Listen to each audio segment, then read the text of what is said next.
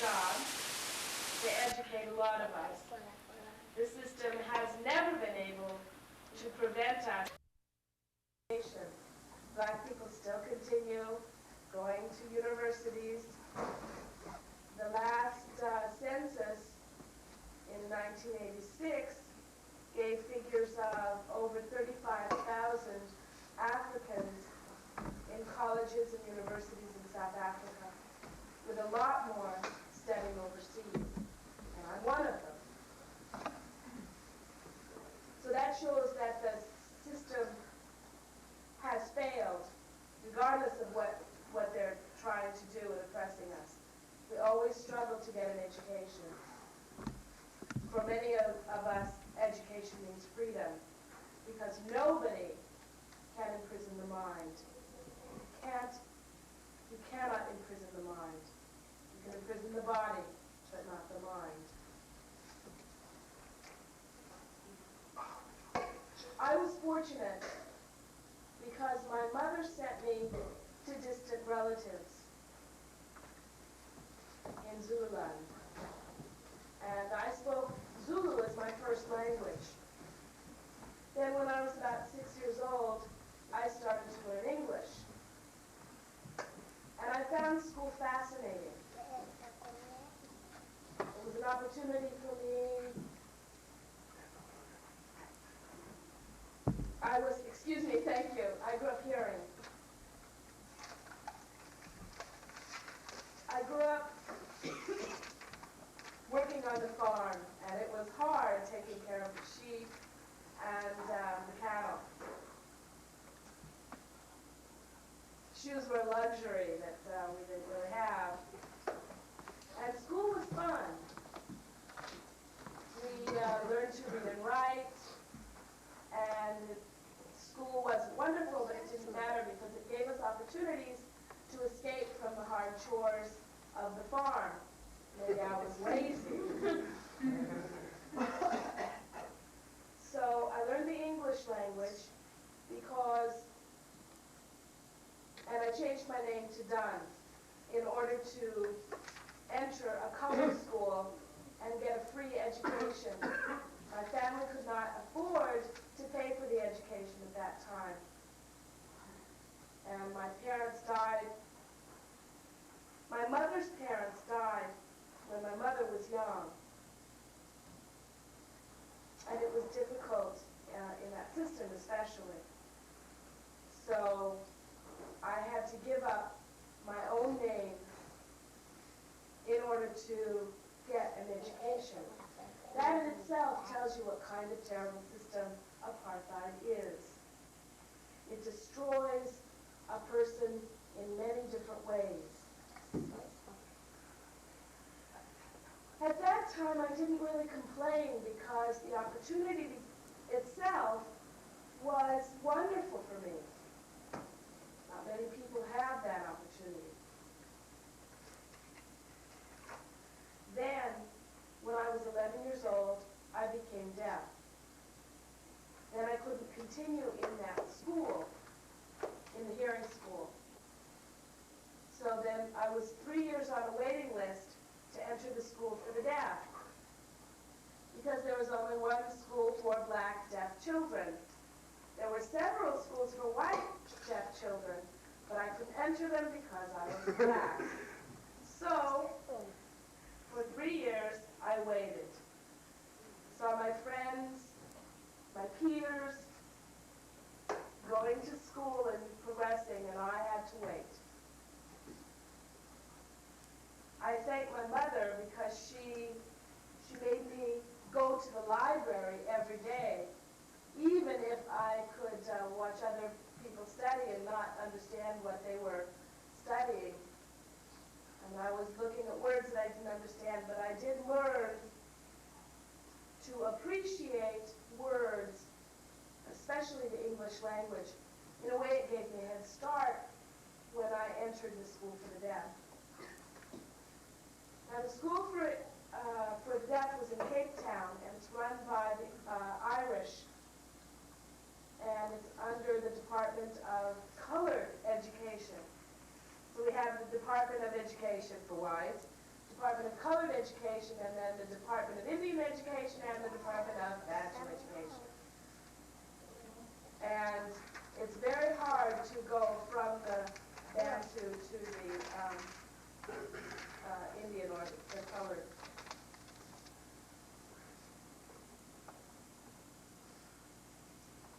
The quality of education for whites average maybe 10 to 16 students per teacher. For coloreds, 30 to 40 per teacher.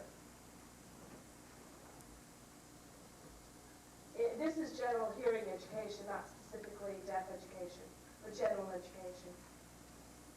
Indians, I think, was the same as the coloreds, or maybe a little smaller, and Africans, anything from 50 to 150. The teacher training for blacks, Indians, and coloreds went up to 10th grade, and then you could enter training programs to become teachers. That was all right. For whites, you were expected to finish your senior year and enter a training program. That gives you another idea of the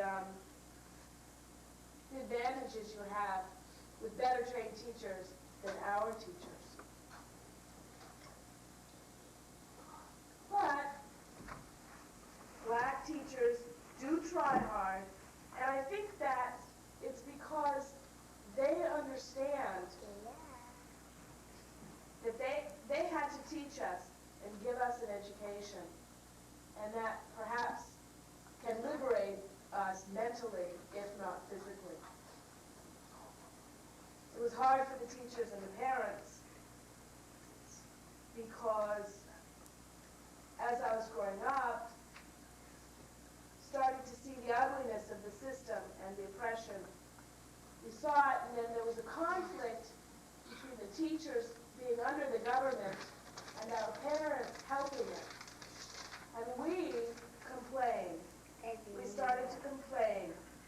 And our parents couldn't do anything about it, and the teachers were afraid to do anything about it.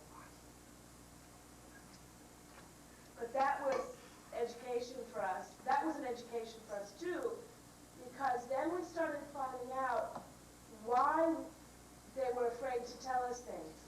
Why were teachers afraid to act? Control of a very, very ugly system that they could not escape from. And there's a lot of things that were taught for us to hate. There are a lot of things that forced us, black people, to learn to hate when our parents and teachers were trying to teach us not to hate. We learned that hating was a waste of energy and emotion, and that we should pity them instead. And that's why I started believing that I was not inferior. I felt that I was superior because I was oppressed. And I felt that because I was oppressed, that the oppressors were afraid of me. And they being afraid of me meant that I was stronger and better than them. I brought that theory up to my mother, and she laughed. She thought it was funny. Young people feel that way. We start to challenge the educational system. And it's a very strange system because we are taught Western values, Western culture, and Western politics, democracy, capitalism, and all that. And at the same time, the government tries to imprison our minds. How can they do that when they're educating us with Western values and culture? If they're teaching us democracy and expecting us to be submissive, that seems to be a contradiction. That's one of the stupidest contributions again, that emphasizes why I feel that why I felt I was superior. If not, I mean, I'm sure that, they would have put a communist philosophy in there or something. But they gave us a Western philosophy, Western way of thinking and living, and then tried to control us. That was a joke. That's the reason that apartheid will never succeed. The way for apartheid to succeed is to destroy all of us. And as long as there is one South African alive, they'll never win. There is nothing to stop us from that. That's the feeling among the young people today. And I talk with my friends all the time, and that's what they say. It's scary in a way. It's scary because young people, are becoming depressed with the West, becoming disillusioned with the West, especially America and England. The confidence in the West is declining. Recently, a friend of mine went to the University of Swaziland, and he said that the West is like a barking dog with no teeth. It can't bite. You're saying yes? It's difficult to argue with that. For example, is the sanctions. A lot of universities are withdrawing support from South Africa. What effect do you think that has on the Africans?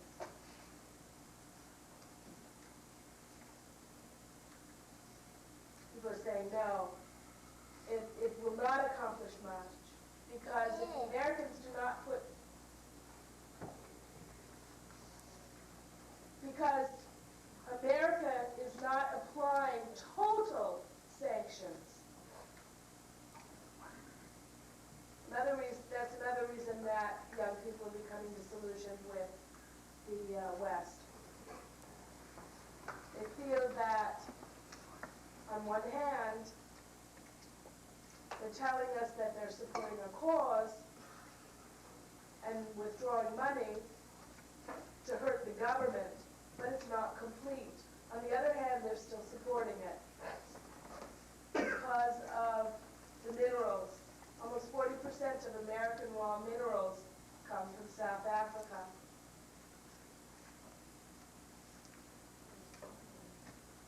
Wondering, who works for the mines or something? Wondering if the U.S. stopped supporting and private money, and then with a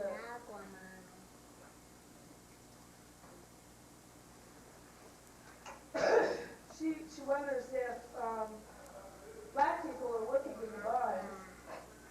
If the United States stopped supporting the mines, will those people lose their jobs?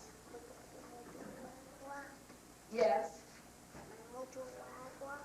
Then it's not succeeding with anything. Okay, you tell me, if I don't own anything, I don't have anything, I don't even have a right to my country, then what do I lose?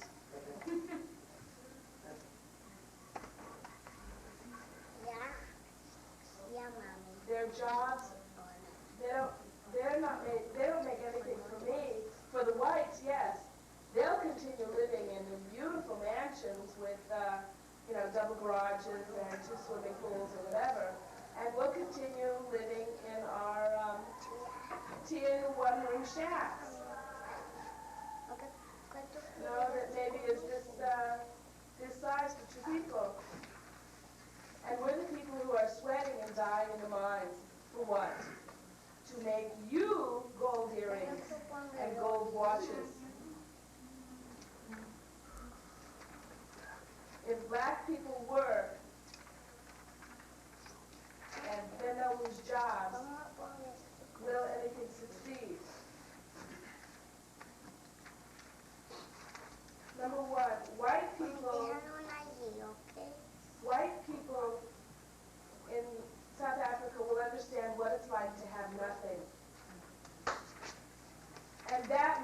most beautiful thing. Even our sweat.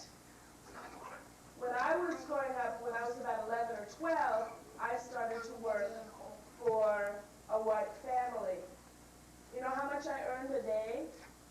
8 hours of work. I scrubbed the floors. I should show you my knees. I scrubbed floors. I weeded the garden all day in South Africa. Where I lived on the East Coast, it's tropical. It's tropical. So you can think about what kind of weather there was. Working all day for 1 rand a day. 1 rand. Do you know how much that's equivalent to American dollars? 50 cents. 50 cents a day.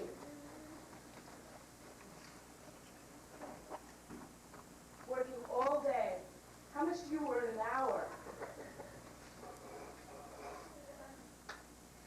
South Africa, that's 20 rand. 20 rand an hour. So that gives you an idea. So what are we going to lose? In the first place, we're put in a situation that we're in by force. We have 2 choices. I remember a few years ago, before I came to the United States, I was talking with my friend, who's a very intelligent poet, young guy, and he was telling me about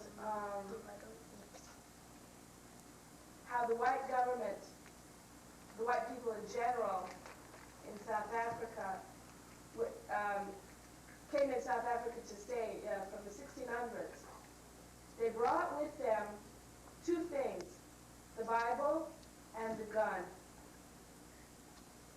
And we had choices. Is that a choice? That's not a choice. Both of them will imprison you one way or the other. One will imprison you on earth, and the other will imprison you in your grave. Too many blacks in South Africa, that is no choice. I had not thought of it that way until he had mentioned that. He said, if we can't live in freedom, death means nothing to us. To us, death is freedom. Death is freedom. Because nobody can control us. Our spirit will be running freely. And that's the idea of freedom. That's why young people are not afraid. We're not afraid of anything. We're not afraid of being gone.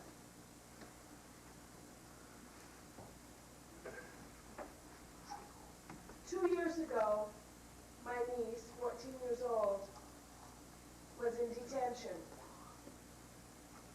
She is a 14-year-old kid, and she was in detention because she went to church for memorial services for the kids who died in 1976 in the Soweto uprising. That's when we rebelled against the government trying to force us to use the Afrikaans as a means of instruction in class instead of English. Our first language is not English, but we didn't mind learning English. I remember at 9 years old, I was taught English was the window to the world. And I agree with that in a way. But Afrikaans, I mean, how many of you can imagine yourselves studying engineering in German or French? You would have an inferior education, and they tried to force us to do that. It was impossible, and we refused. So we struck in 76. From there was no turning back. The struggle continues. Now, my niece happened to be one of the kids who went to church to remember the students who died. And the government brought not police, but they brought the army. And they entered the church and they grabbed and arrested everyone in church. About 3,000 people. 3,000 kids between the ages of 11 and 18 were in detention. That was hard on our family because me and my brother already understood what a terrible system it was, and it couldn't stop us from learning that. And then I saw my best friend killed by secret, like the KGB or whatever.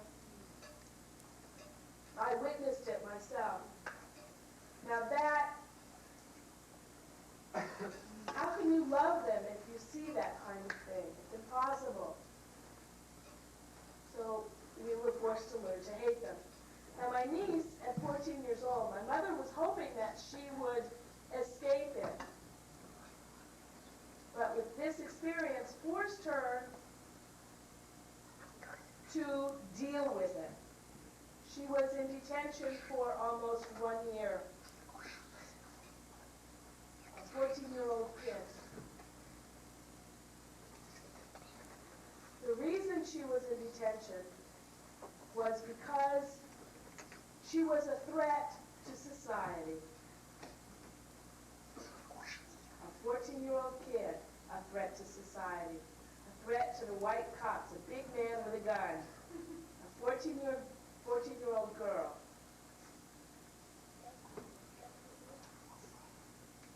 Now you understand why I feel I was superior? You understand why I feel that I was superior? Can you not blame me?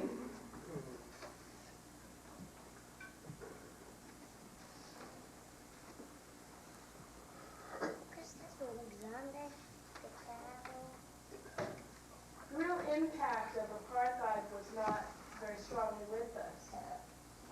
My aunt was working as a maid for some white family, and sometimes I would go and stay with her and play with the white kids there.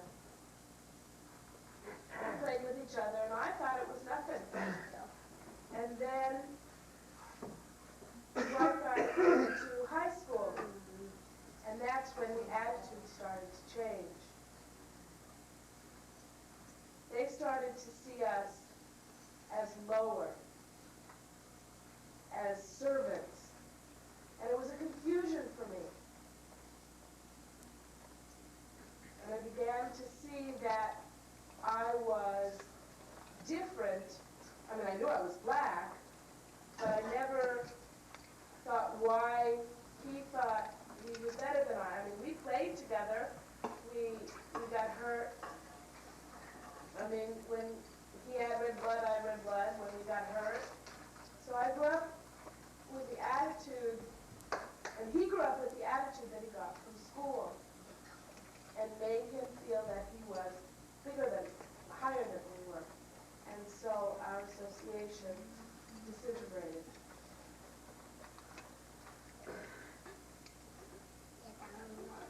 One time,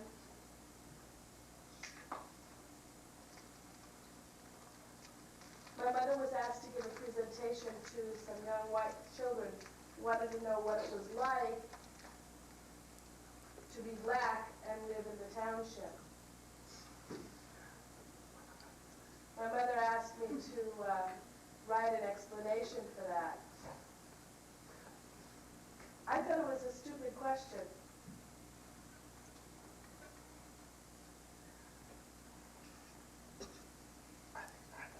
I think I answered it. And I thought that they should come and live with us for a week. And then they'd get an idea. Drive or come to the township. Stop there. The army would search you, search your car. And they did that every time we entered and exited the township. That would give them an idea of what it would be like to be black.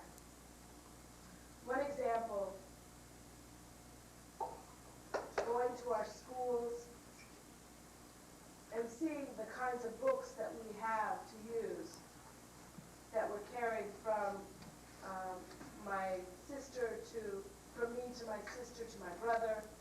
We had to get by with just one book and sharing them. It was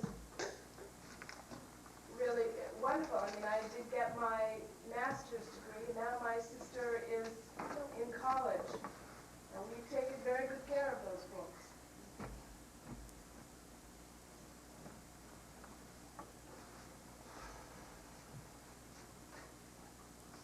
Does anyone have any questions?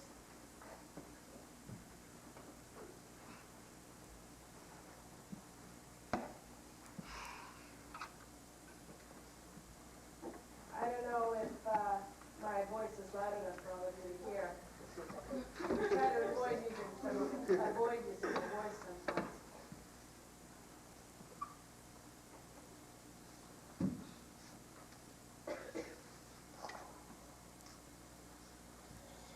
Do you have a question?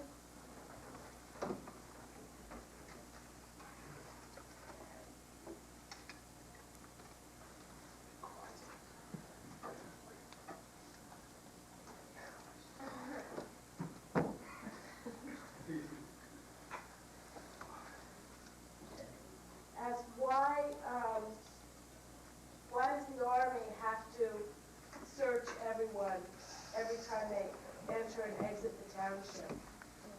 The reason is because in the eyes of South African white people, every black face is a communist.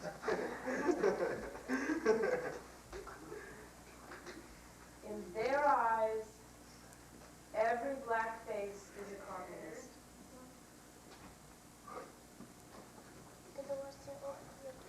What are they looking for? They're looking for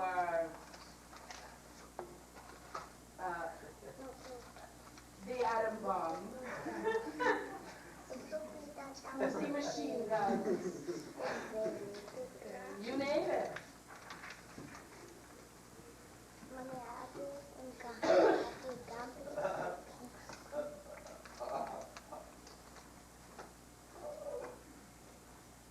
To continue answering your question, their fears are not unfounded.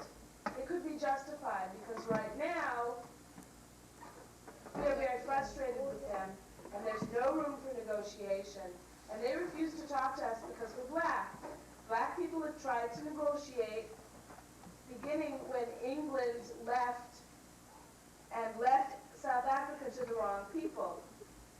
We tried to negotiate and warn England what would happen, and they didn't bother listening. So since then, I mean, it's been a long time. That's one reason why Mandela had to set up a military wing of the ANC. Because the ANC was not really military until we realized that we had to fight, and that was the only way. There was no other choice, because people refused to listen to us. And similar to the Civil War in the United States, negotiations didn't work, so fighting took over. That's what happened in South Africa. Many people ask me, why did it take so long for that to happen? In South Africa, we didn't just fight. I mean, we have to fight against Americans, not just fight against South Africa, but we have to fight against South Africa, England, America, Germany, all the Western countries that have interests. If you notice, anytime we make a resolution that's brought up to the UN, it's always vetoed by any of the three powers, England, America, and France. They veto it all the time. Now that shows you who the enemy really is. Not you, but it's your government.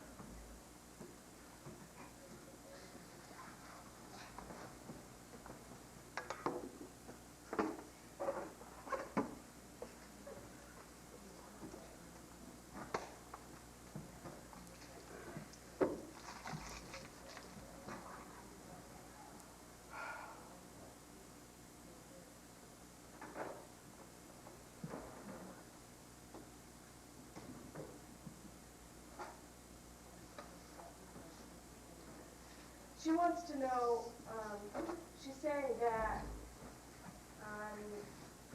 she teaches theater, and there's a mixture of students, and it seems not to, it did not, her experience was not the same as mine. I mean, if South African young people are taught to interact together, whites and blacks, then we would accomplish peaceful coexistence. Okay, here in the United States, honestly, does that succeed here?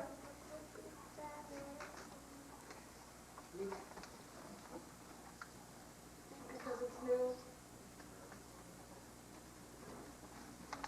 It's still new. You're saying that it hasn't succeeded in America because it's still new. How many years have black people been in the United States? A long time. Okay, a long time, and it hasn't worked. Now you understand why Americans are supporting the white government. They're supporting the white government. That makes sense to you now? If you read about England, they have racial problems between the Asians, blacks in England, and in France also. It's interesting, those are the three countries who always veto resolutions in the United Nations.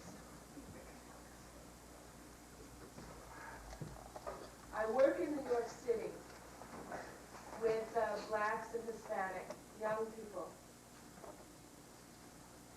Unfortunately, what I see, their attitude is not much different from what I see in South Africa. Here, I can take a person to court for discrimination. That doesn't stop me from discriminating against me, but I have rights, so that's wonderful. South Africa, I can't do that. The purpose of the South African government, the purpose of apartheid, see this word?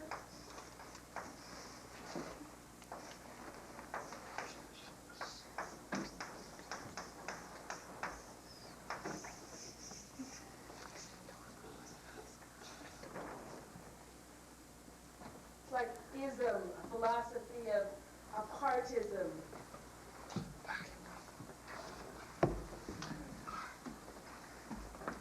The word itself explains what it is. It's also the reason that South Africa tries to force black people to live in what they call homelands.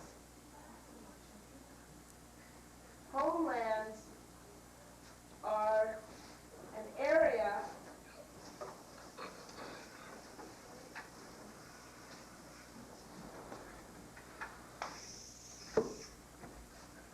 this is South Africa.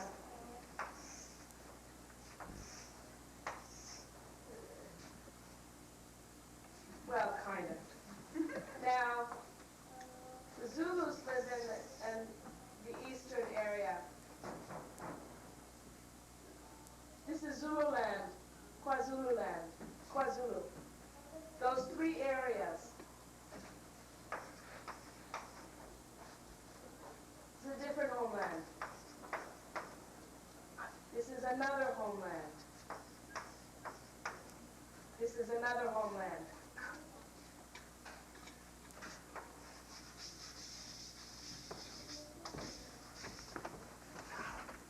Now this is South Africa, white people's land.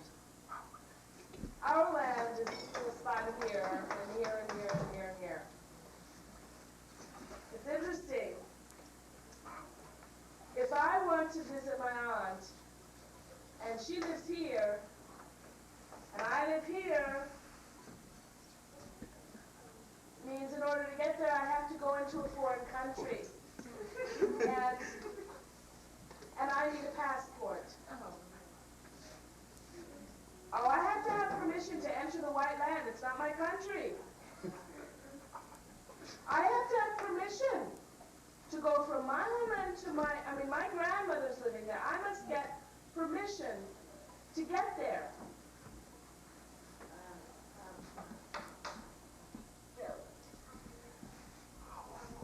How far is it? It could be be from this building to across the street. It could be. But if this area and the street is a white area, I must have permission. If I'm caught in the middle of that area, I go to prison.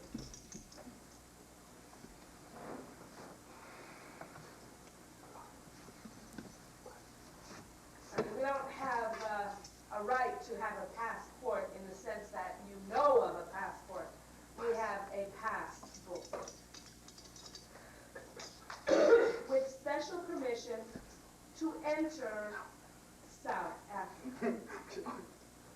We are South Africans, but we have to have permission to go to South Africa. It is stupid. Stupid.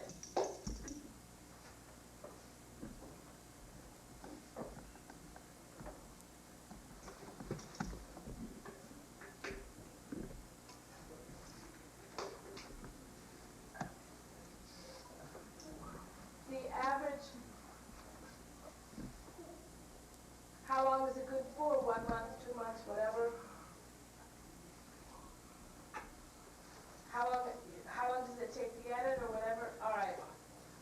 The passport, or the pass, for a black person to live and work in the city, for a black person to live and work in the city, you have to have a pass. I was born in the city, and my homeland is KwaZulu, and it has not become an independent homeland. I know this word is going to be hard to pronounce.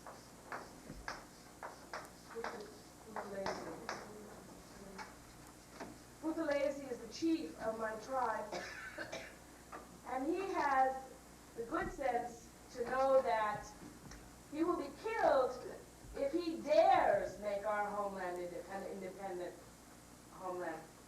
Zulu people do not want to have an independent homeland because the country is ours, not just part of it.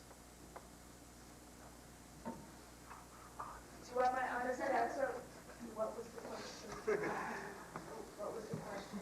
She wants to know, does he really represent my tribe? My honest answer is no. Buthelezi gets his salary from the government.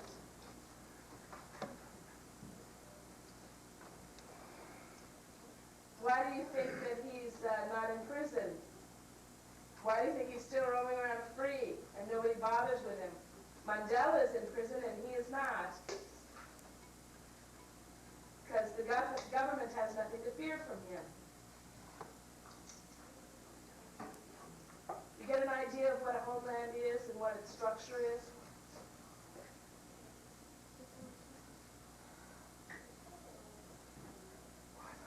Why are they so separate? It's the policy of divide and rule. If we get together, it will be very difficult to control us.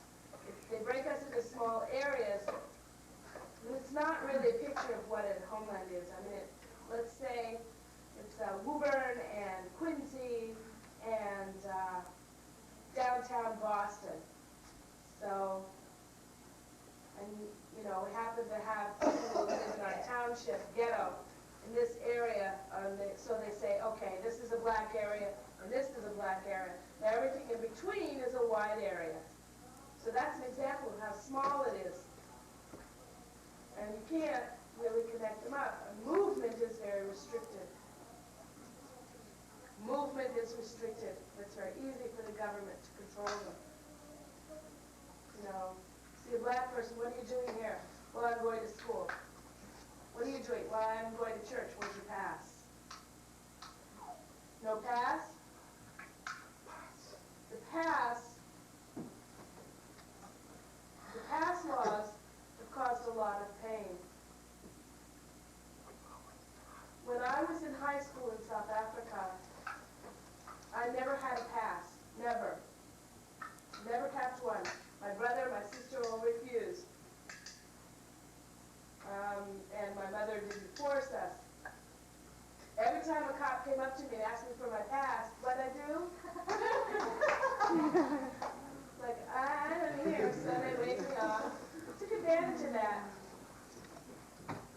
But it causes a lot of pain. I've seen young people be arrested in a van, and when a cop arrests you, you're never put in a fancy, place. They throw you in a van with bars,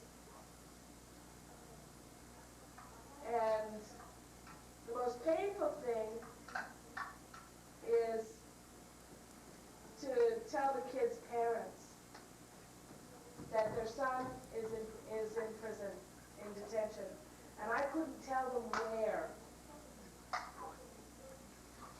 because the cops are not obligated to tell where the kids are. So the parents have to go from one place to another in search of their kids. And that's the hardest thing to bear, the pain in the family. And being young with that kind of system makes it very difficult to love them. How long do they stay in detention? Well, when they feel like they want to let him go, then they let him go.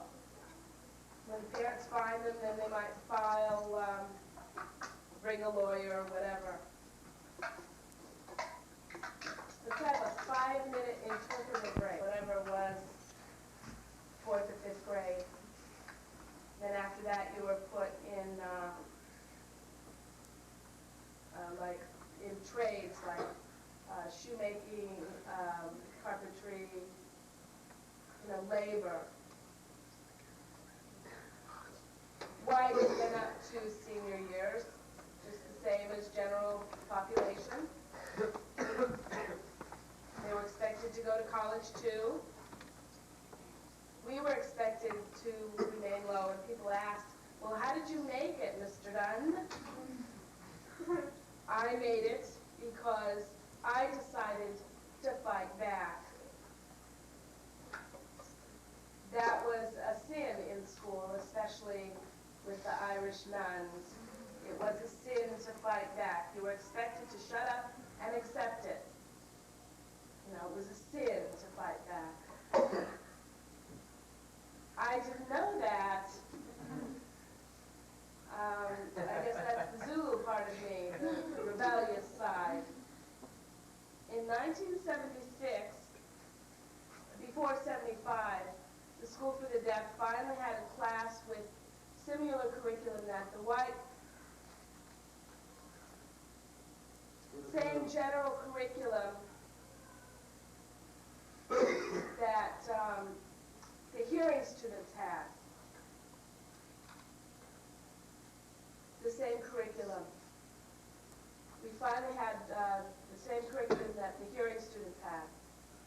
Until then, we just had a special adapted curriculum, kind of like America does, I think, with deaf kids. You have to, have an IEP, and it's a stupid thing. Excuse me. Anyway, that was in 1975. There were 2 classes, A and B. 8th grade.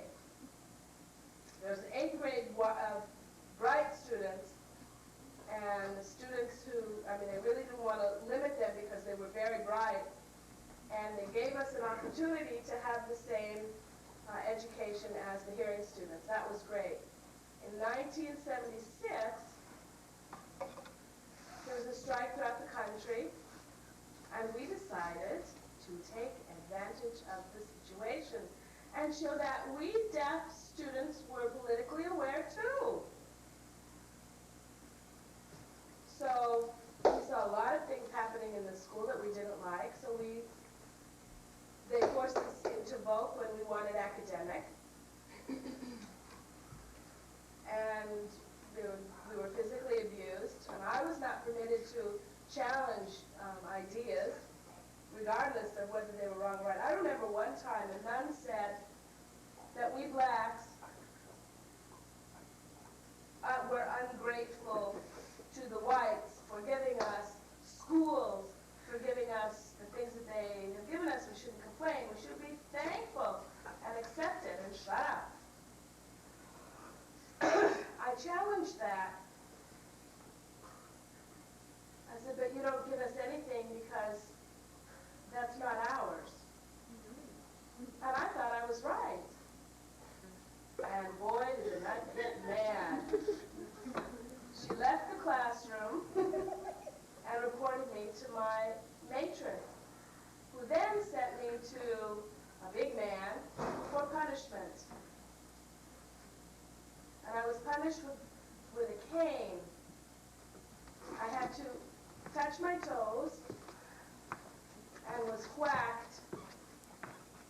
If I moved, then I was whacked again.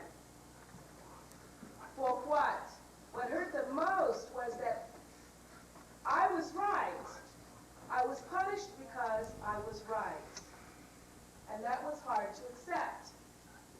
So I decided that things like that must stop.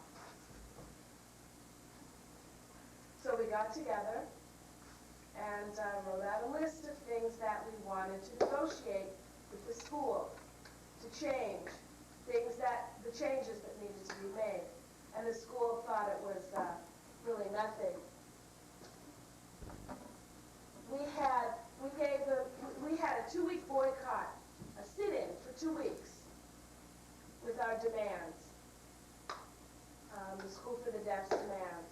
That made the school very nervous because deaf people in South Africa had never stood up before. And it was a shock, like, Gallaudet University that happened a couple weeks ago, very similar.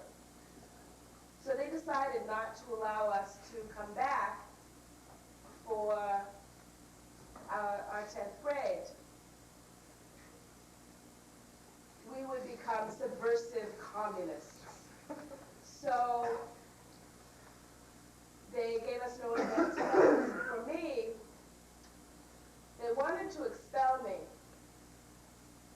but they didn't have a valid reason, and I knew it. Also, my stepfather is a lawyer, and they didn't dare expel me from school. But instead, they said no advanced class. So after that year, we were stuck. And I had to go to a hearing high school with no interpreter, no support services. And now, in South Africa, the special education department, the teachers come from regular programs with no special training or anything. They come in and they don't know anything about deafness. They can't sign.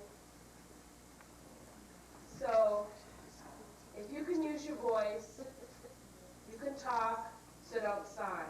Now, I can talk. I'm not using my voice now, but I can talk. But they forced me not to sign. And I didn't care. I challenged them. I said, okay, fine. I can talk, but I can't hear what you're saying, and you can't talk, so how are we going to communicate? That was my argument. They said, well, it didn't matter. You can talk, so use your voice. So I learned sign language anyway on the fly, and became a pretty good signer. In South African Sign Language, American Sign Language is not so good. But I'm, better than I was. I was a terrible signer when I came here. I hope I improved some. Anyway, so that forced a lot of us in that group of intelligent black deaf students to leave school. From that group, only 2 of us entered a hearing school.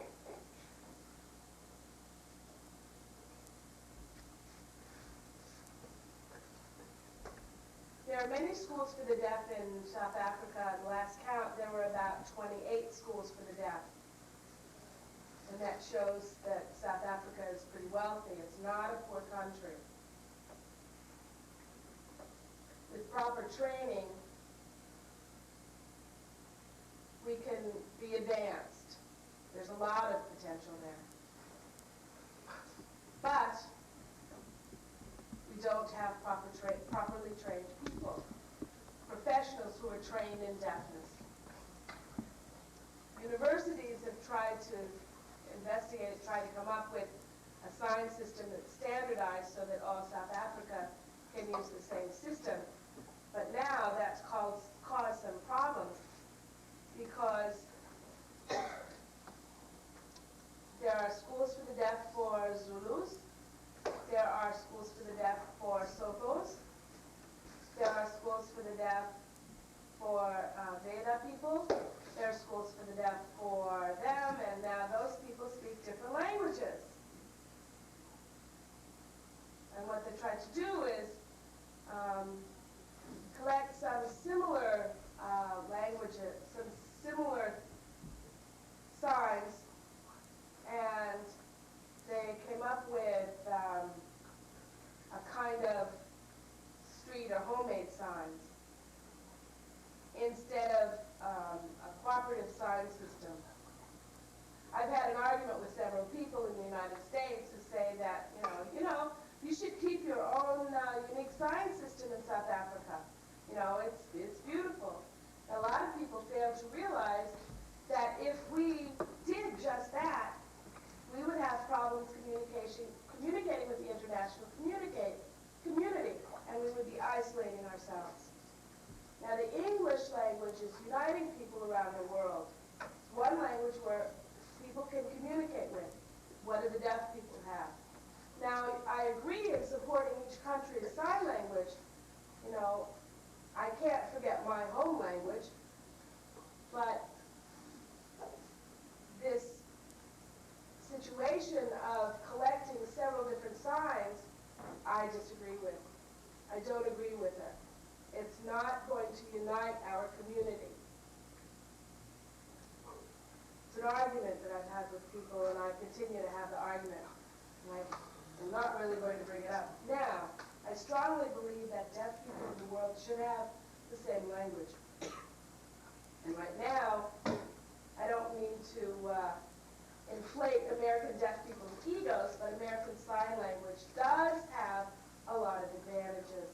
Some countries are more advanced, like Nigeria, because they're deaf people. They've got a lot of money. The deaf people don't have to go to Gallaudet College and get a new sign program. They have a sign language, American Sign Language for them there. Now in South Africa, they spent, I spent 3 weeks in a sign language program, and I made me broke when I came into the United States.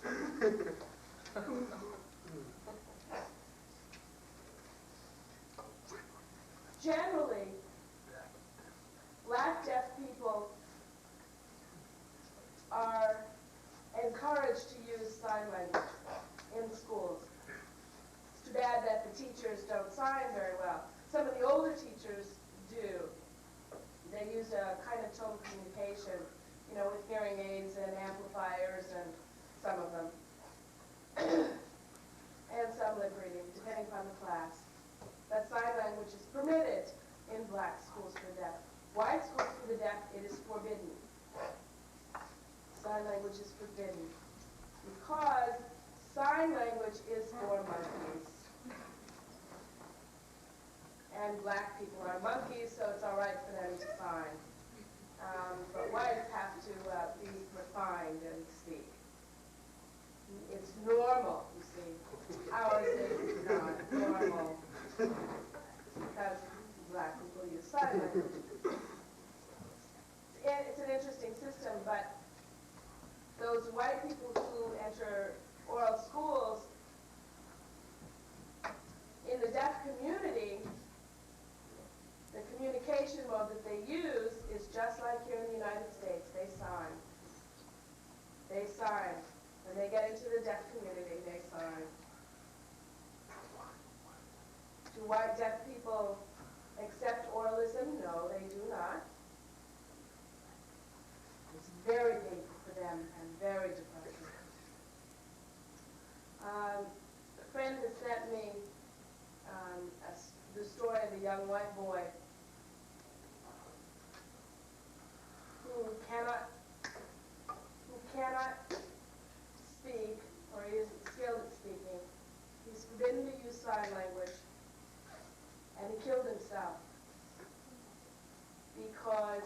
He couldn't communicate.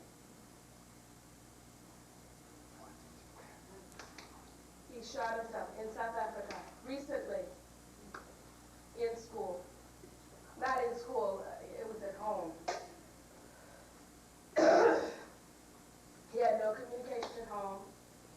He understood nothing in school, and he felt trapped. And he killed himself.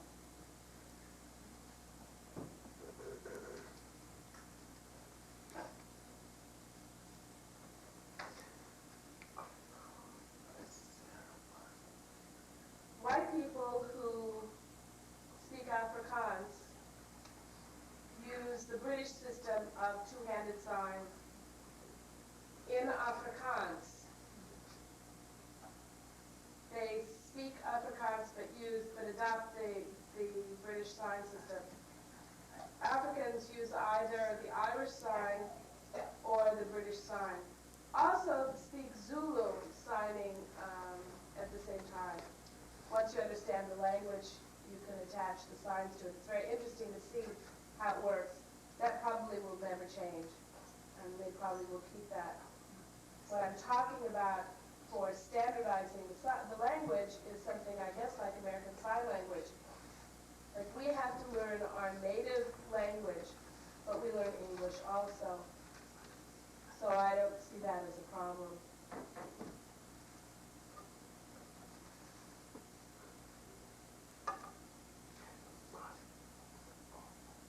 Most Afrikaans-speaking people seem to prefer our one-handed method. Interesting, instead of the two-handed, they prefer the one-handed method that we use in my school. The reason is that it's easier for them to learn. You know, instead of finger spelling with both hands, you know, you could do something with your other hand while you're still talking. That's pretty good. So they like using that. It's more comfortable for them. And when they enter the deaf community, they tend to use that.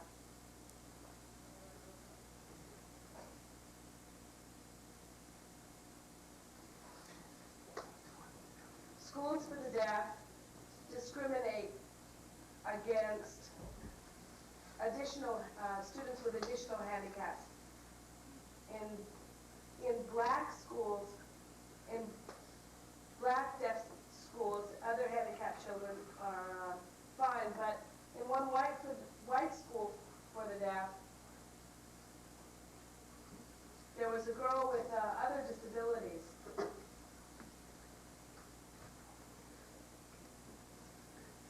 She was physically handicapped. She was not accepted in school because she couldn't walk. She was not accepted in that school because she couldn't walk. Can you imagine? And that's a white school. One school for the deaf accept colored students, but they only accept those who have not entered a colored school for the deaf before. If they entered a colored school for the deaf before, a black school for the deaf before, and transferred to that school, they wouldn't be accepted. They must have no contact with anyone previously because they don't want to bring the black culture into their school. They must be clean when they start with you and make you white.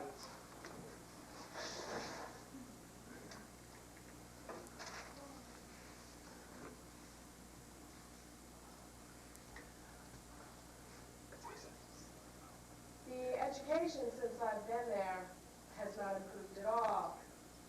I have friends in South Africa who tell me that perhaps it's worse.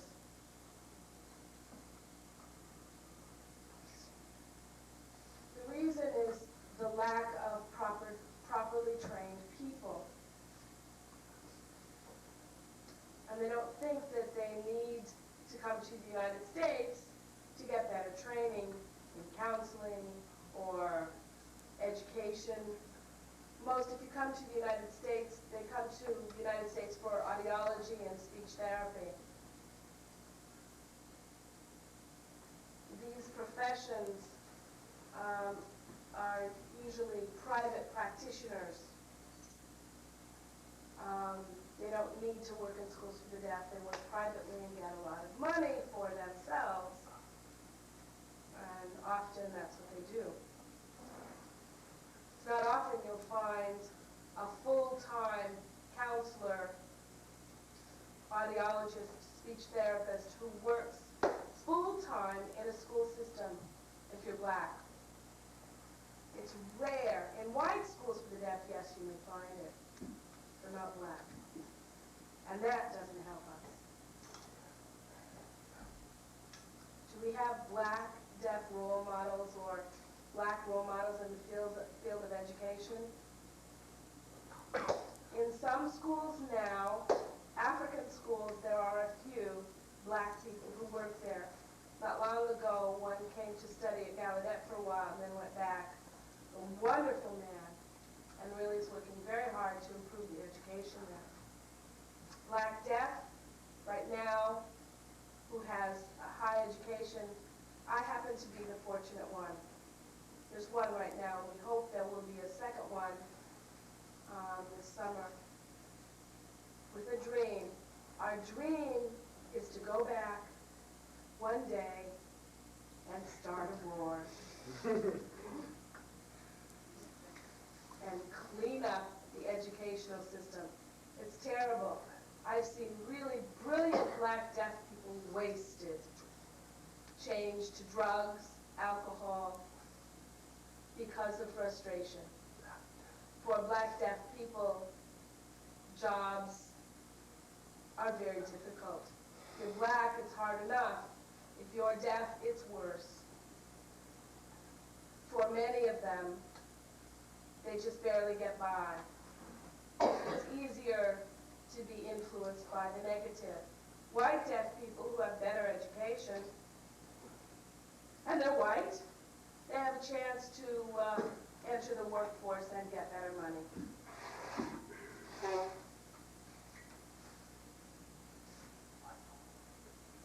What is the role of parents in the education of deaf people? White deaf parents have more access to the education. If you're black and deaf, parents don't have much because the schools for black deaf are in the homelands. Imagine parents who live in a township maybe down here, and the boarding school, it's a boarding school, so we stay there. Parents often want that because they don't understand deafness. They have to work and they can't give as much attention as necessary.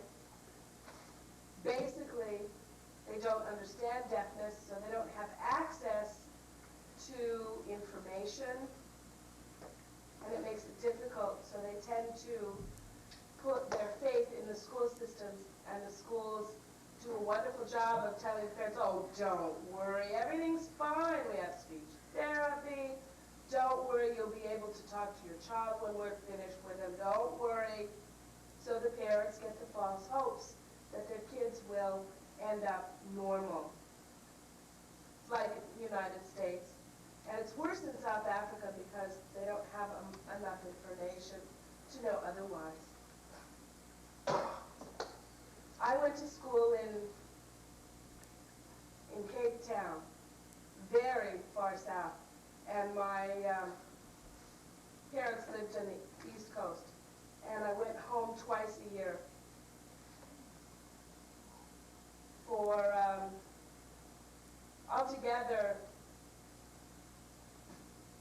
Altogether, I was with my family for 9 weeks a year, 6 weeks during the summer and 3 weeks during the winter.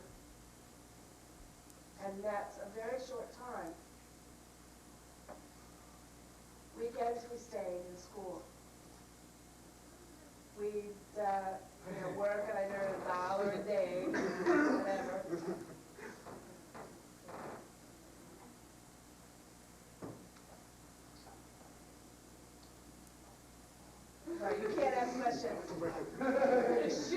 Save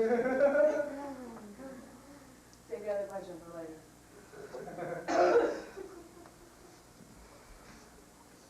Many parents really don't know what's happening to their children in the schools.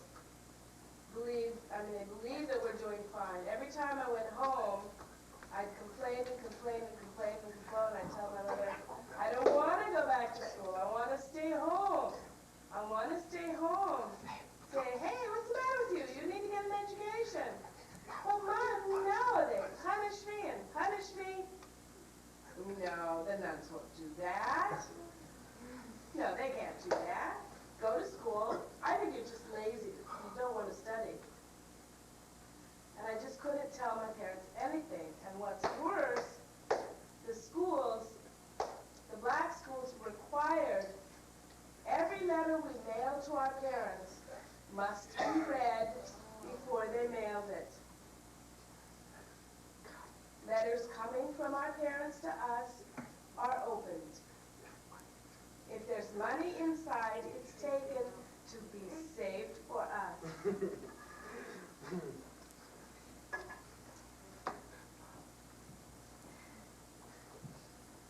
We want to use the money, let's save it. So that was really very difficult for many parents. They didn't know enough to educate them about what they could do, how to give the kids a good education. That's the reason we cried for help.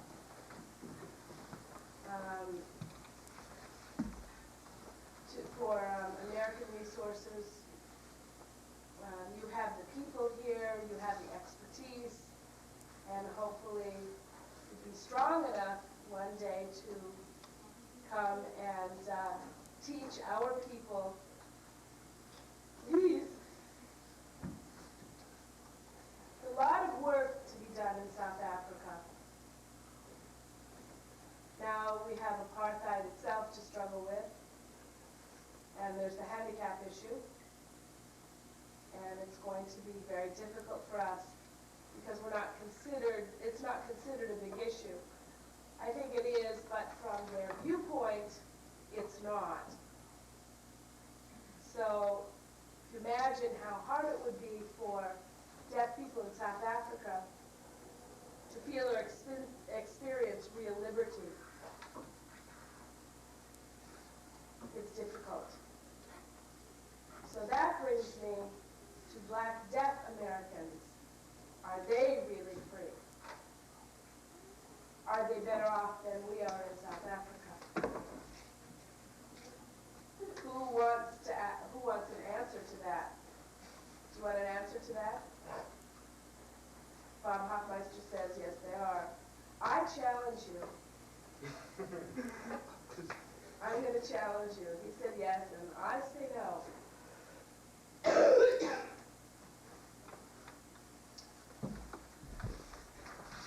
There's a difference in that here in America, now, black deaf kids go to schools with whites. Do black parents know what's happening with their kids? Unfortunately, the answer is no. Now, to find out why, you need to look at the socioeconomic answer. Are the parents rich? You know the answer. Blacks and Hispanics are lower socioeconomically. Majority of them live on welfare. I work in New York City, and it's the most fascinating city in the world, because you find the most fascinating black people in the world there. You find French-speaking Haitians, Spanish-speaking Santo Domingans,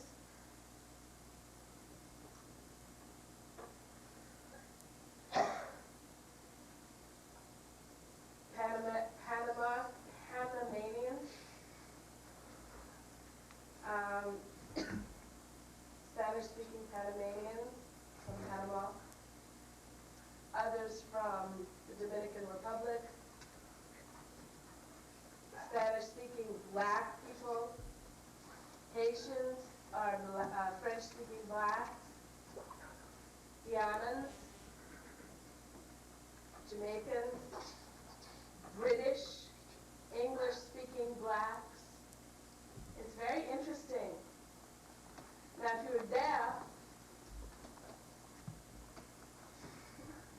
wonderful group of people we have to work with. How do we work with those people? They escaped their countries because their educational system did not offer them anything. They came here for a better life, better opportunities. The parents know nothing about deafness. Most of them are in the South Bronx, Harlem, Brooklyn, in ghettos. A lot of them in ghettos.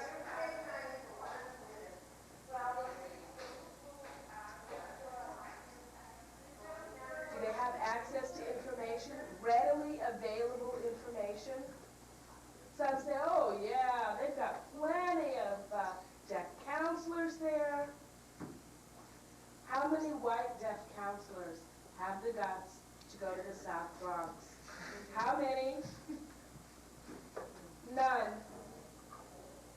How many white counselors have the guts to go to Harlem?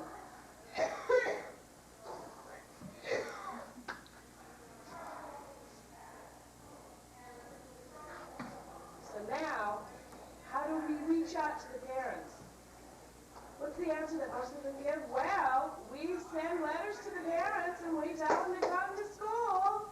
You know, come to our office so we can talk to them. Those people have to come to the schools to get service. Well, that sounds wonderful.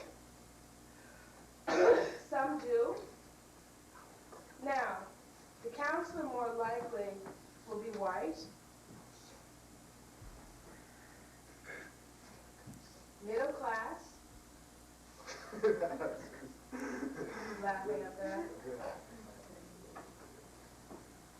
or whatever, but with a different value system. Do they have American Sign Language skill? Most don't.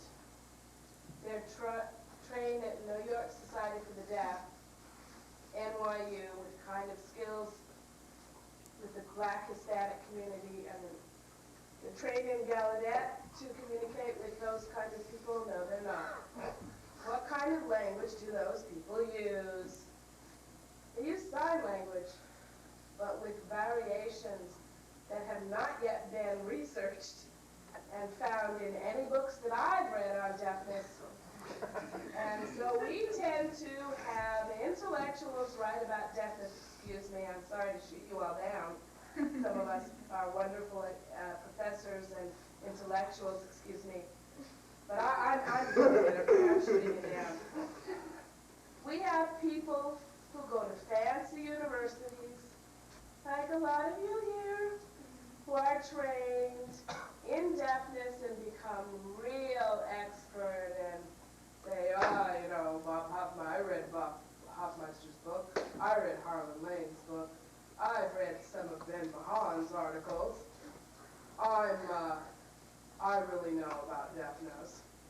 Now that's wonderful. You're trained in sign language maybe from Northeastern University, or, you know, what sign language are you using? Are you using real grassroots sign language or sophisticated sign language? It's more sophisticated. I'm going to the store. Okay? You need to understand the values that relate to the way you're taught language on an intellectual level. I mean, I went to Gallaudet, I went to NYU. I didn't learn how to deal with those people at NYU or Gallaudet. I learned what it was like when I was out there on the streets in the South Bronx, Harlem, with black deaf people, black deaf advocates, counselors, teachers, New York school systems, and that's when I really learned. I found that most of the universities, I don't know about Boston University as an exception, but I'll have to ask Ben later, if this program or any other programs uses materials that relate to Black and Hispanic deaf people. For example, the book, Bob Says No.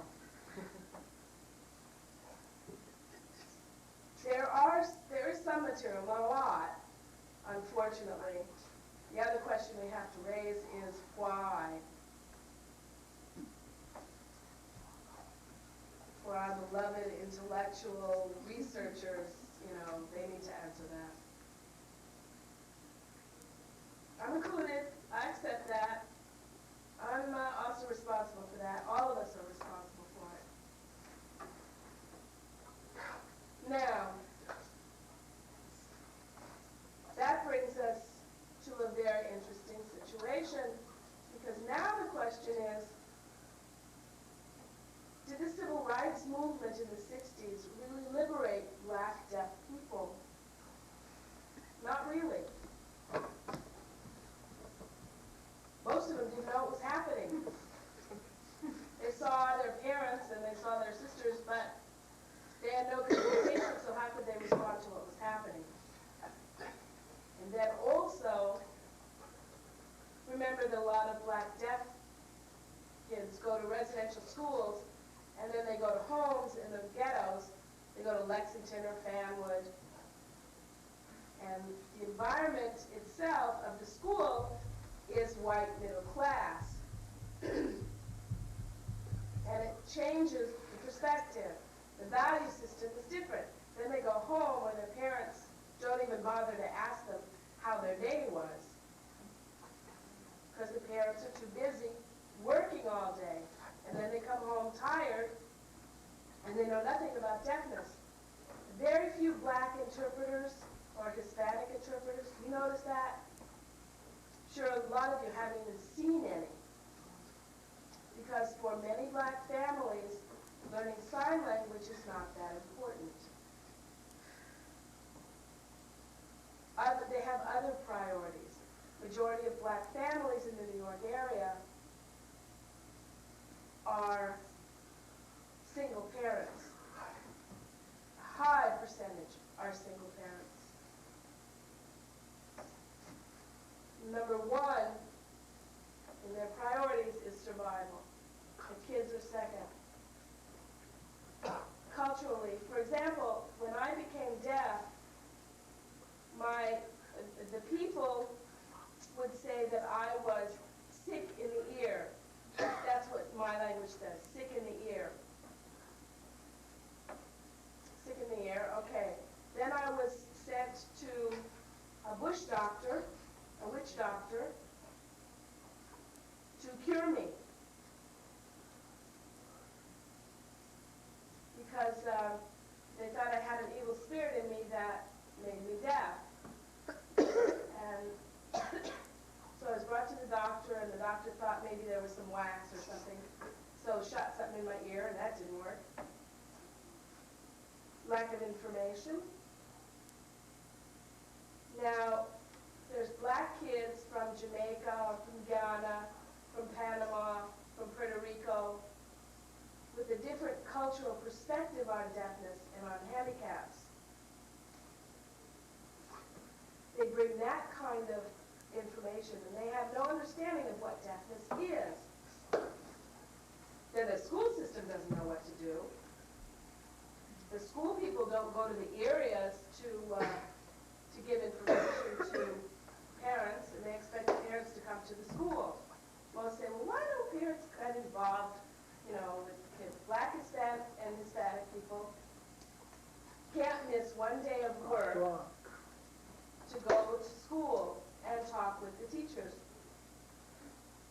And they don't understand what the people are saying because the teachers don't know where the parents are coming from.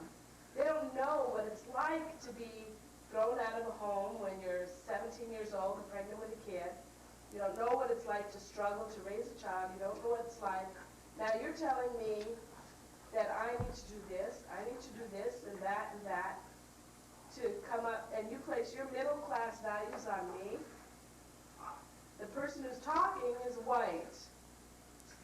So then you develop a resistance, and they're trying to tell me it's good and it's right, but it turns beyond because of the socioeconomic factors and the cultural factors. And so what is the solution? We need more minorities in the field of deafness.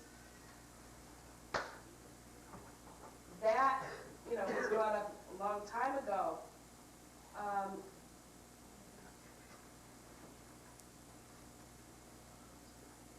Diane Smith in 1974, a black woman, or 1977, at the women's conference, the first women's conference at Gallaudet, spoke about minorities, encouraged them, felt that Gallaudet, CSUN, NTID, all those programs and deaf organizations should make an effort to encourage more black people to be involved in interpreting, counseling, etc.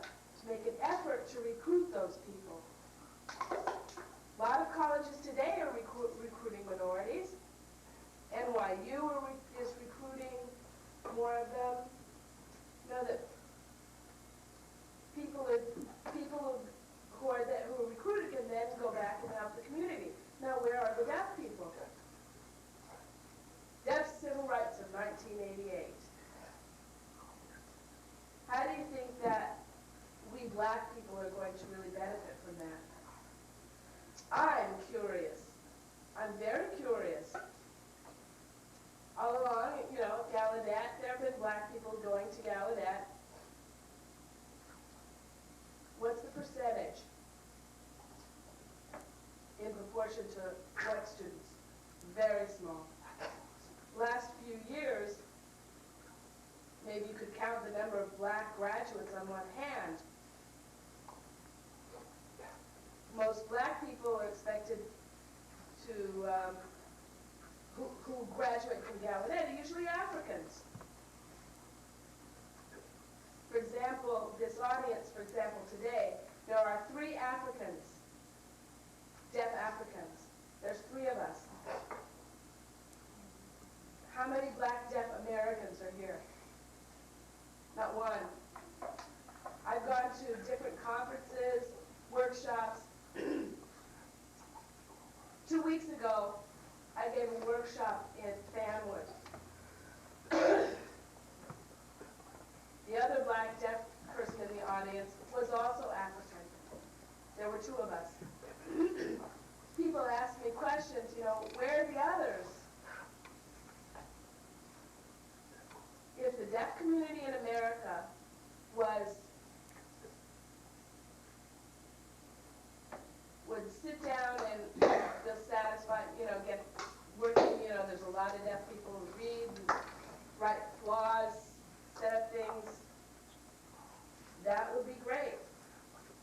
I mean, what's been happening has been wonderful, except that there's a group who has not yet been reached.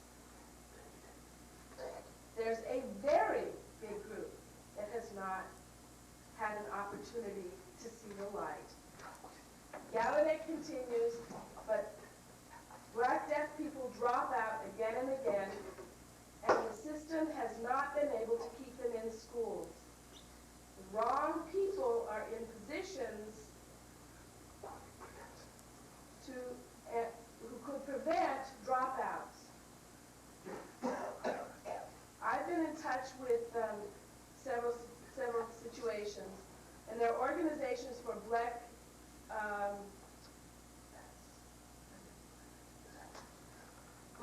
deaf. There's a black deaf organization at Gallaudet. It's called Oswald's. It's an ebony group. Last year, there were about 300 black students at Gallaudet. That's a large number. That's great, 300.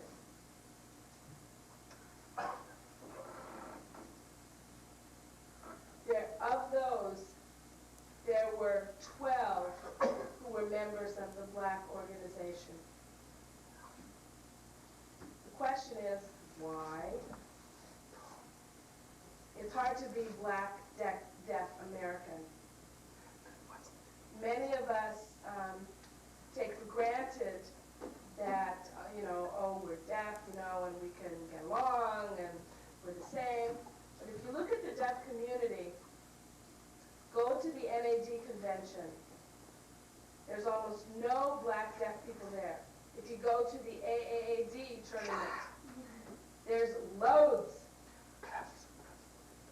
Clubs for the deaf, athletic clubs for the deaf, white run clubs. For example, in New York, the Union League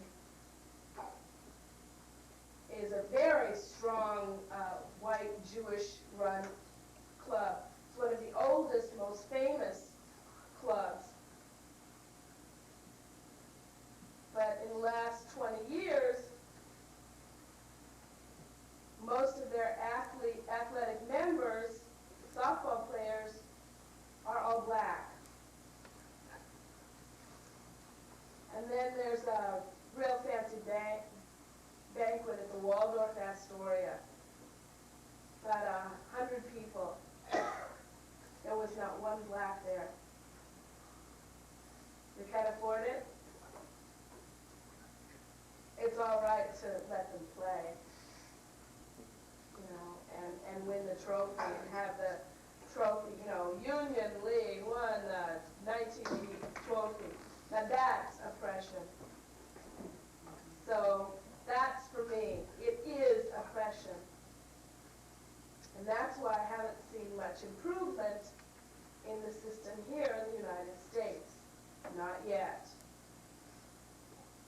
I warn you, students involved in deafness now, I'm glad to be here to let you know, because there's a big chance that you wouldn't be taught this in most programs in the United States. In New York City, there are 2 black deaf professionals. 2. In New York City. And the deaf community in New York is large. In the school system, 35% of the deaf students are black in either mainstream or residential schools. 25% are Hispanic. 10% are Asian. 65% are minorities. And only 2 black deaf professionals. No Hispanics, no Asians.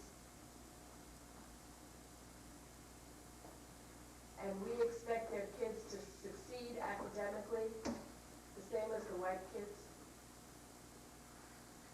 It's a very realistic expectation we have. And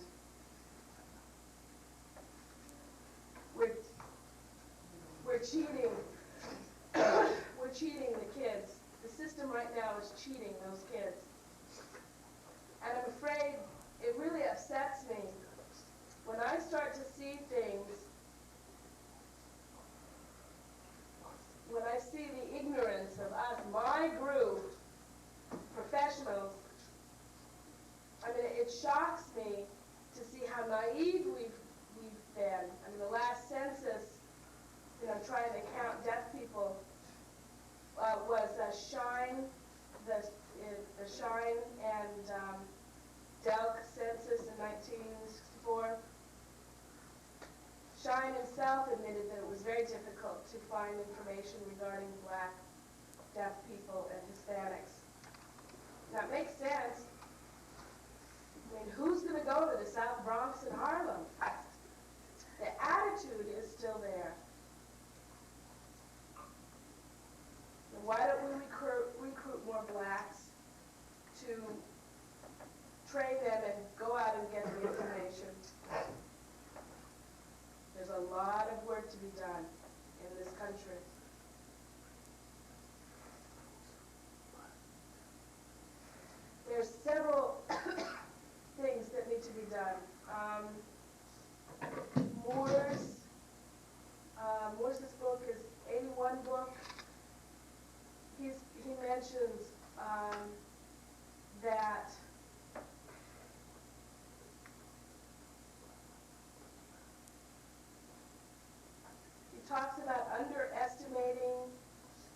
numbers of the group, that you can't really know exactly how many there are, and that itself is dangerous, because then we won't be able to provide appropriate services for that population, because we don't know exactly how many there are, because there's a lack of information. So how do we provide services to them?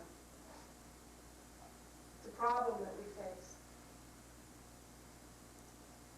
And I'm sure that Bob Hoffmeister and Ben very excited to find out new information and to be researched, right?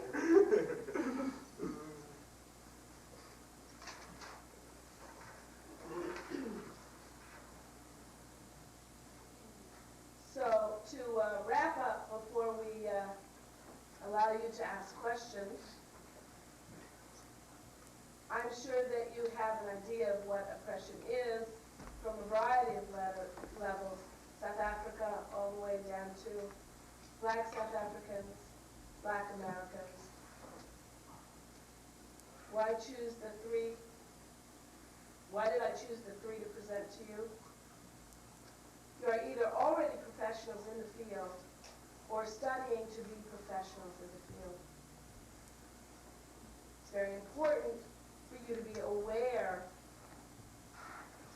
that oppression comes in many different forms. Very often we don't know what one form is. Like people say, well, there's black deaf people, you can't expect them to achieve much. It's a stereotype.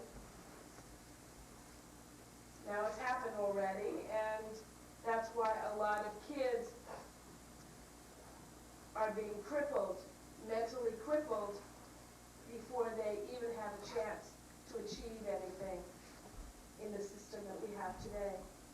So you as professionals, I hope that you'll be able to understand what's happening and then avoid supporting that kind of oppression and give the kids a chance. Give the kids a chance. I mean, looking at myself as I was growing up, I grew up with very little, but I was successful because I was given a chance. And I'm not unique. Don't say that I am, because I'm no different between me and a kid from Panama. The only difference is that I had a chance and someone believed in me and told me that I could do it. You tell a kid that he can't do it, you've killed him already. And that is the same as murder.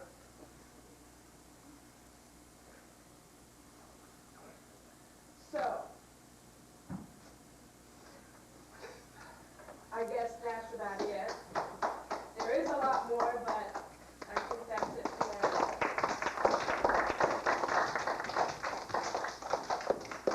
Thank you. So I'm ready for you to have an opportunity to shoot me down. If you have questions? Elliot. If you're deaf and you have questions, come down here. Questions, come on down here.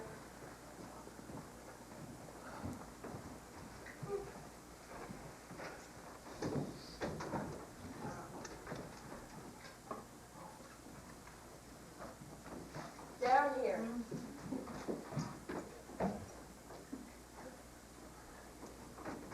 Okay, you told us, and I'm curious, and they're probably curious too. How do deaf people live in South Africa? I've heard something like deaf black people are interacting with white people for soccer and things like that. Does that happen, or do I have the wrong information?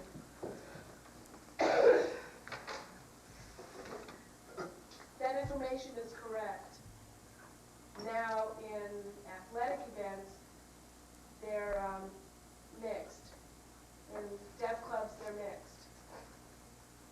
In South Africa now, athletics are more integrated. They have been for a few years now. But schools aren't. Life is not.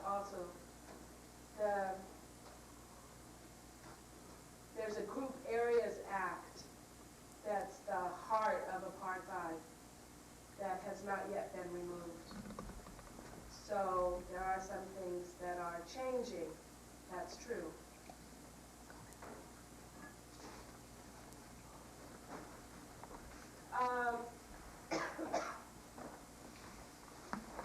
Wanted to mention about the hostel for the deaf in South Africa. We have a hostel for black deaf people in South Africa. We've had it for many years. South Africa was the first country in the world to have this kind of thing. A hostel where deaf people can live together, single people. If you're married, goodbye. If you're single, you can live there and work in the area. Black and whites are not integrated in that. They're separate. It's for blacks only. But whites do come for meetings and socials and things like that. Now in Cape Town, the deaf community is trying very hard to set up an integrated program. They had dance and a banquet, and they're trying to do that together. And there's a big deaf community in Cape Town.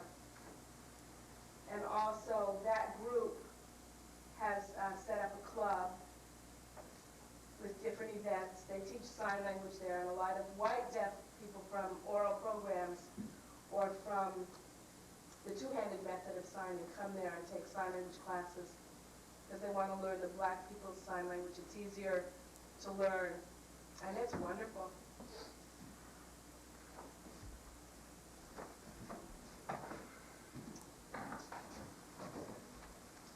You've told us about black people in America, and I was thinking, to give them hope, black deaf people in America, just want to tell you something that happened to me about 3 times. I went with a group of deaf people, and 1 or 2 black people came, and I couldn't believe it, but the white deaf people were saying, black people are moving into my building. But they didn't realize that there was a black deaf person there. And saying, you know, there's a black person that mugged me. I said, but there's a black deaf person in the group. Another time, you know, black people always tend to be poor, and there's a black deaf person in the group. And I said, you know, that's not very nice. I can't really say that's not very nice, but I just was wondering, gee, that's awful. I mean, deaf people, maybe the same as hearing people, but deaf people in America are racist too. And they're rigid and, you know, they're deaf. You know, they still don't understand black deaf people. So what do? Does that mean that we need to go to deaf clubs and teach deaf white people saying, hey, you know, you can't reject deaf black people, and you can't discriminate, you know?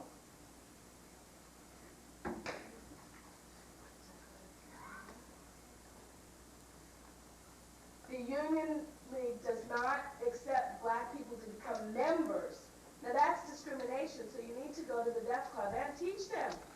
So black deaf people can feel equal with white deaf people. Then they can have equal opportunities. Thank you very much. Very well said. Very well said. She has just acknowledged that there is discrimination within the deaf community. And everyone thinks that there's no racism in the deaf community, and that's not true. Ask most deaf people, like Ben was asking me this afternoon, that I told them what someone asked me. How would you consider yourself black first, deaf first, or what? It's an interesting question that I was asked 2 weeks ago. My answer would be that it's not an easy answer because I grew up as a hearing African. So I consider myself African. I have a language and a culture. Then I became deaf and entered the deaf world. So in the deaf world, I consider myself deaf. To make it sensible, I guess, I am an African deaf person. I see myself as an African or black deaf. I identify myself as black. It's hard to specify that. That's why I, say I'm a citizen of the world. That fits me perfectly. But again, what Brenda was saying is wonderful. I'm really inspired to hear that from you, because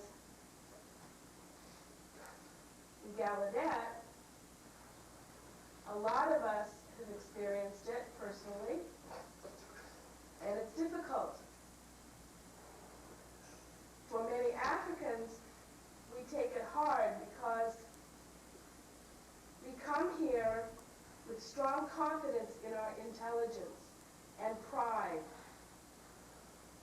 Then we have people who call us nigger or prevent us from entering fields, leadership programs, government fields, just because we're black and we're being tolerated. We have to struggle to get ahead. I was fortunate that I came at a time after several Africans had worked and worked and worked to break through for me.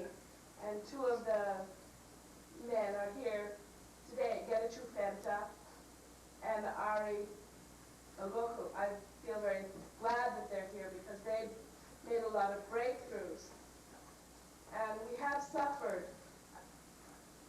And I really believe that we're intelligent, but we are black. Now, if that happened in Gallaudet, where we should be united by our deafness, it's not the only case. They have wonderful people at Gallaudet, and I made some wonderful friends, white. My best friends are white. Now, after a while, after people get to know me as an individual and a person, then we can establish a relationship. But you're right, there still is a lot for us left to do. And there's a lot of racism in the deaf community too. You can't say, well, deaf people don't, but there is a lot. So do you have a suggestion for a solution?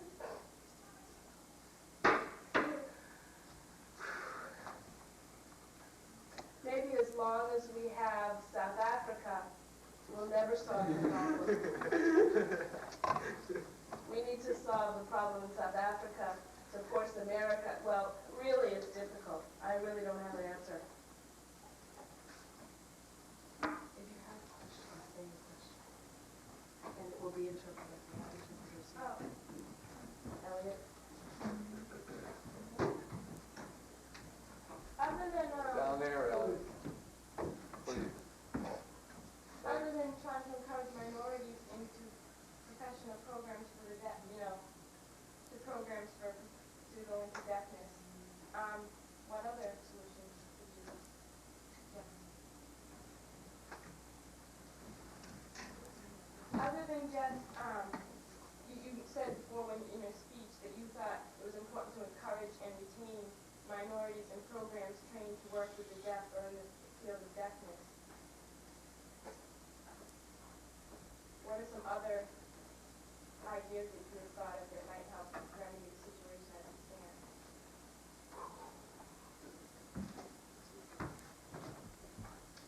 Really, my strongest belief is that we need role models. Role models. That really is the strongest need. We need to have very strong role models who will give kids a living example of what can be accomplished. A black, deaf person accomplish something. They can believe in something. If I can do it, you can do it. Most of the black, deaf kids, all their lives, I remember I was tutored in English. I tutored English to a black deaf boy. And he never had a black black teacher in his life. So when I was giving him an example of a teacher, resisted me. We were both black, but he resisted me because he felt that I was black, so that I couldn't possibly tutor. Never had that experience before, never been taught by a black person, so thought only white people know, black people don't. So there's the attitude. So how do you solve that? I asked the student to give me a week, and if they weren't comfortable, then could replace me with another tutor. Well, we went through a week, and then I continued through the rest of the year, and the student caught up and realized that I could identify with what the student felt, and I knew where the student was coming from.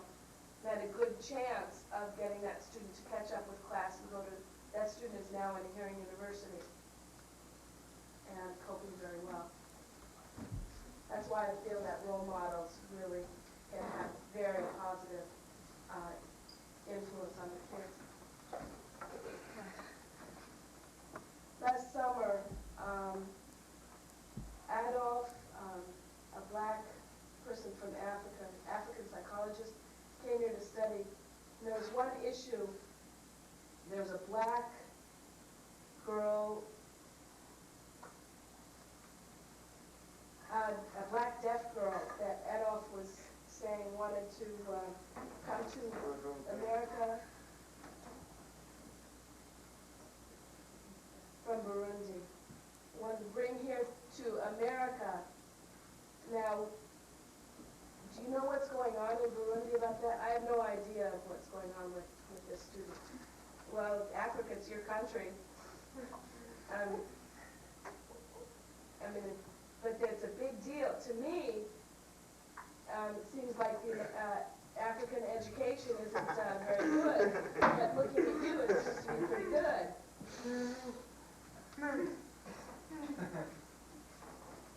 Really,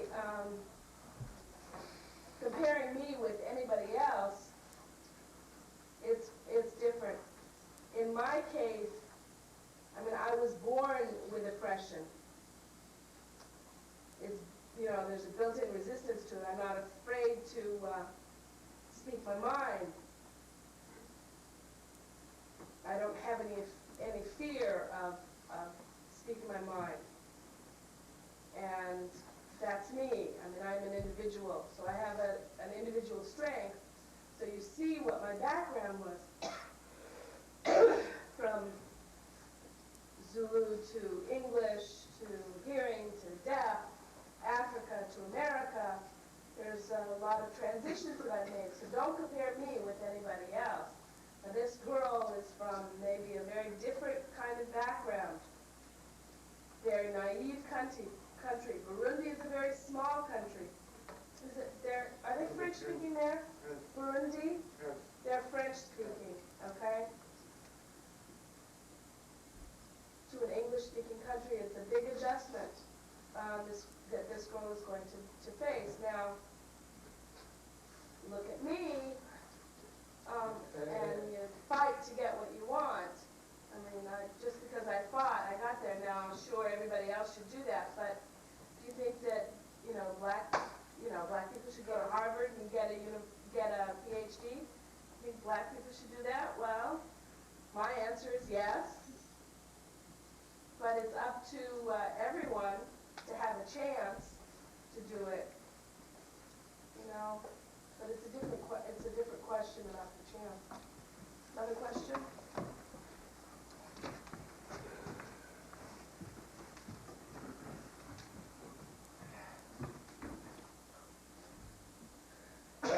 Harlan Lane was involved in trying to set up a school for the deaf in Burundi because there's no education for the deaf there.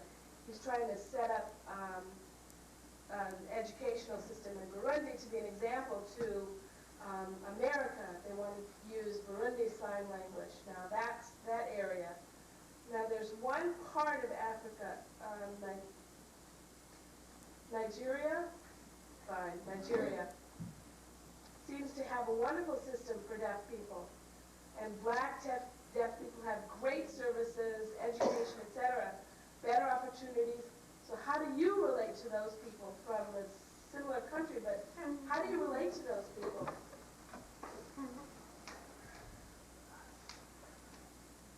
I think Ari would probably love to answer that one too.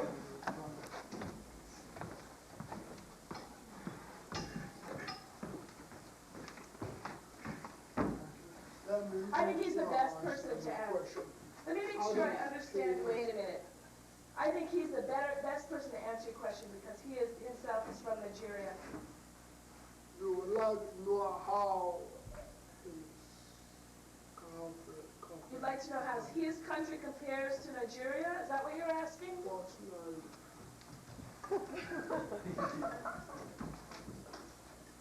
How do you personally relate to people from Nigeria? Like they have better services, a better system.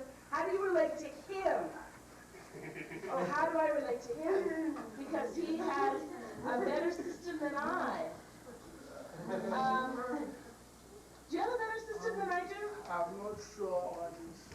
I'm not sure what's better.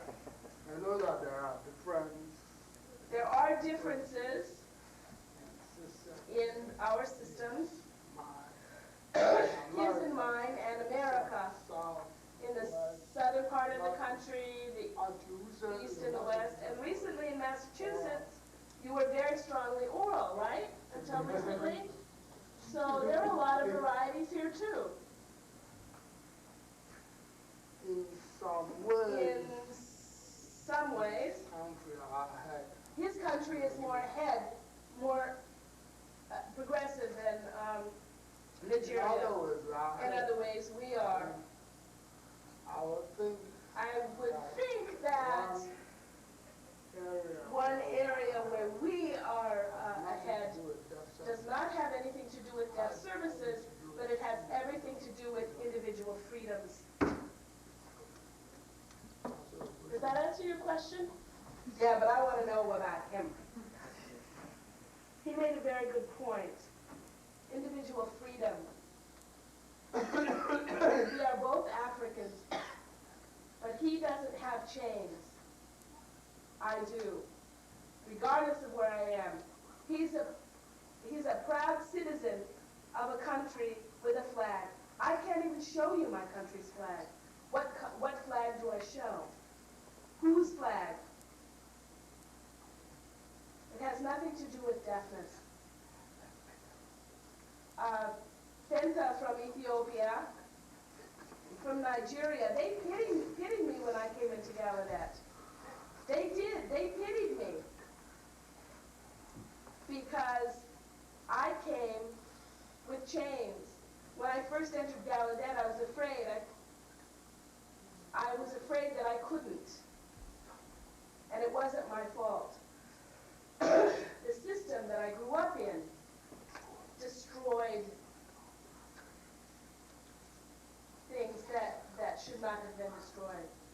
So the people from West Africa and others really gave me a great deal of support in order to help me to adjust to the environment. It was a very difficult adjustment. And the first is right. The first relationship really has nothing to do with deafness, but has to do with the idea that I come from South Africa with no freedom, and he comes from a free country. They threw out England a long time ago. They've got deaf people with PhDs. They have several deaf people who have PhDs from Nigeria. They have more deaf people. I think Nigeria has more black, deaf people with advanced degrees than any other country in the world, I believe, including America, with MA and PhD combined. Many, I don't know exactly the number. But I believe that's true, more than America. Black, deaf, yes, I'm almost positive of that. So that's where the difference is. I wanted to add to what you about personal relations. regarding personal relationships, seems that you want to specify that. Okay. We are both very, very far from home. And Dunn And said, as Dunn said, we are very, very small. We are a Within minority within a minority in Bangladesh. So we stick together. And any way we can, we stick together.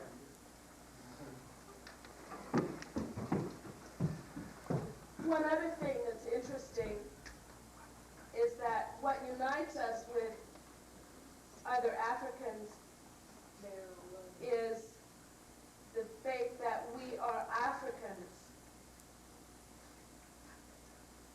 We are Africans first, not deaf. We identify ourselves by being African.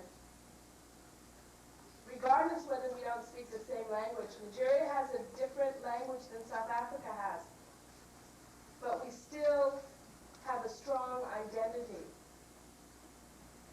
Simply that we are African and proud to be African. And that's why we set up the African Students Organization. We have the first president here, who was the first president of the African students. Another question?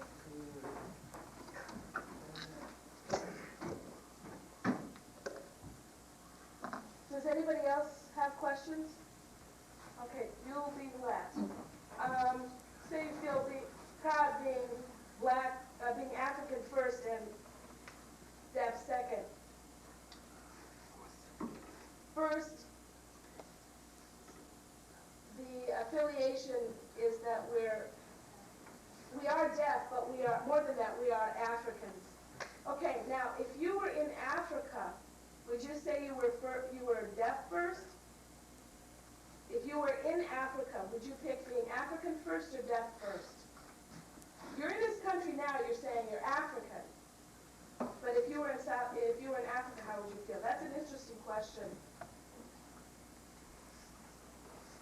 Looking back on me, it's difficult because I'm an individual.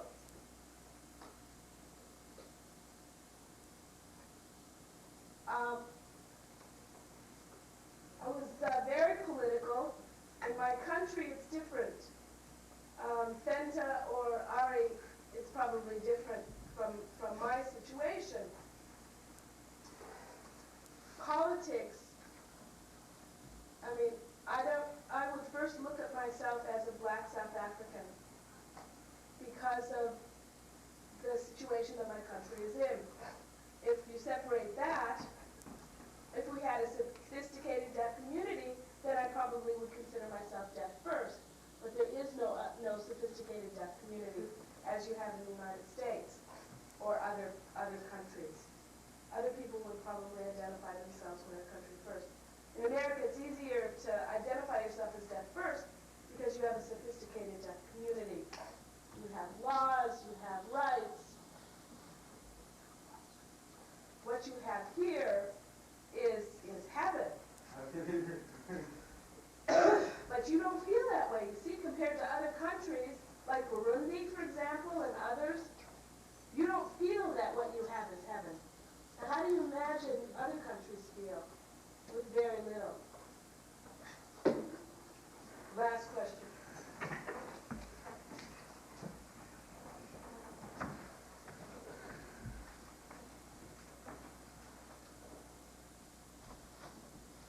Regarding recruitment of deaf black people for professionals, is there any mass media that people like you can write in order to draw more people, more black deaf people into the professions?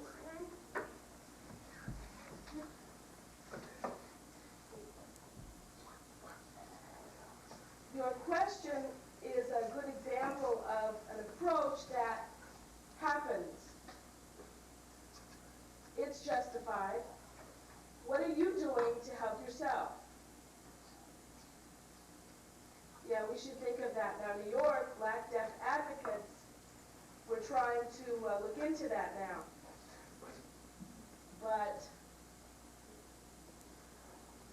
the black community, again, does not have the resources, the funds, the human services, the human resources to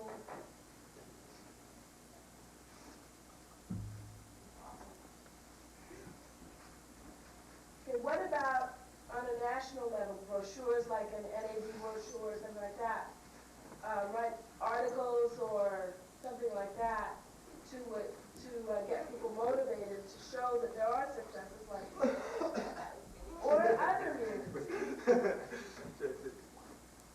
What about articles, writing articles in the NAD broadcaster, the news, or something like that about deaf people? Brenda said, but black deaf people can't read anyway. Well, it's very complex.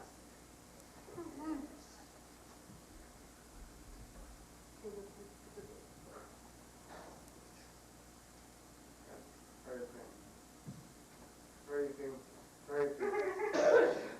Raising the national consciousness having to do with this population is a wonderful idea. But people have been doing that for a long time in many different ways. At Gallaudet College, almost all Africans did that in one way or another, through our actions, through our writings. Nationally, we've tried. You look at the little bits of research that has been done on the black that's out there. There's a lot of research that's that has been done, but we've tried to appeal in one way or another. But like NAD is supposed to is trying to get all deaf people in the country, but there's not one black person on the board. No black people on the board. No black person has ever had a major role in the organization serving deaf people. HEBEL, NAD, any of them. Gallaudet, for 124 years, they've never had one black person on the board. We've got 3 or 4 black people on the faculty, maybe, and 2 or 3 of them are Africans. With the kind of system that there is, where can we put a voice? We try to get into the areas and still, I mean, Ari with his skill, he's kept at Gallaudet, or Brown University has taken him. So what happened? The black deaf community loses someone of his skill. So we need to try to get the word out in different ways. But our screaming has fallen on deaf ears, that's true. Anyway, but we need to listen and remember, and the young people and you people, maybe knowing what we're trying to say will be able to help and be able to become more